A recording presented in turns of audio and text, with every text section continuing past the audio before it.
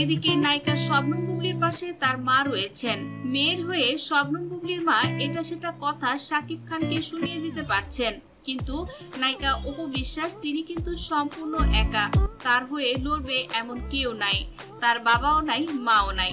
এভাবে শাকিবের কাছ থেকে এমন দুঃখ পাবে, কষ্ট পাবে, এটা নায়িকা অপু বিশ্বাস তিনি ঘুণাক্ষরেও টেরটি পাননি। হয়তো তিনি ভেবেছিলেন শাকিব তাকে মেনে নিয়েছে এবং তাকে যেমন সে ক্ষমা করেছে, শাকিবও ঠিক একইভাবে তাকে গ্রহণ করেছে।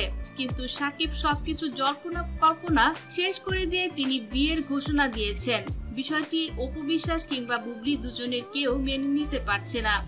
এ কারণে অপু বিশ্বাস তিনিও তার সন্তানকে শাকিব খানের পরিবারের কাছ থেকে এখন দূরে রেখেছেন। অপু বিশ্বাস তিনি জানিয়েছেন খুব দ্রুতই তিনি তার সন্তানকে বাইরে পাঠিয়ে দিবেন।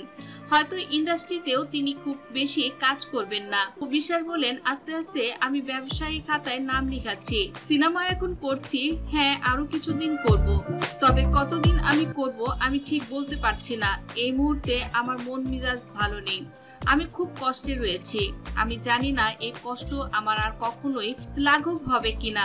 অপু বিশ্বাস বললেন, আসলে বেলা শেষে আমি দেখলাম আমি মানুষ চিনতে ভুলই করেছি। একটা সময় শাকিব যাই করেছিল আমি তাকে মন থেকে ক্ষমা করে দিয়েছিলাম, কিন্তু শাকিব এখন যেটা করছে এটা ভোলার নয়। আমি নাকি বেহায়ার মতো ওই বাড়িতে যাই। আমি শুধু এতটুকুই বলবো, আপনারা সবাই জানেন বাংলাদেশে আমার কতটা ডিমান্ড। আমি কোথাও যাব মানে গ্র্যান্ড সেলিব্রেশন দেয়া হয় আমাকে। আমি কোনো ফেলনা মানুষ নই যে আমাকে এভাবে অপদস্থ করা হবে। মানলাম তিনি সুপারস্টার, তাই বলে আমারও আত্মসম্মান রয়েছে। আবরামকে কেন শাকিব খানের বাড়িতে পাঠানো হলো না? বরাবরই তো আপনি শাকিব এলে ওই বাড়িতে যান, এবার কেন এমনটি দেখা গেল না? অপু বিশ্বাস বললেন, হ্যাঁ এতদিন যা হয়েছে হয়েছে, এখন আর এমনটি হবে না। আমিও দেখতে চাই সে নতুন বিয়ে করে কতটা সুখে থাকতে পারে।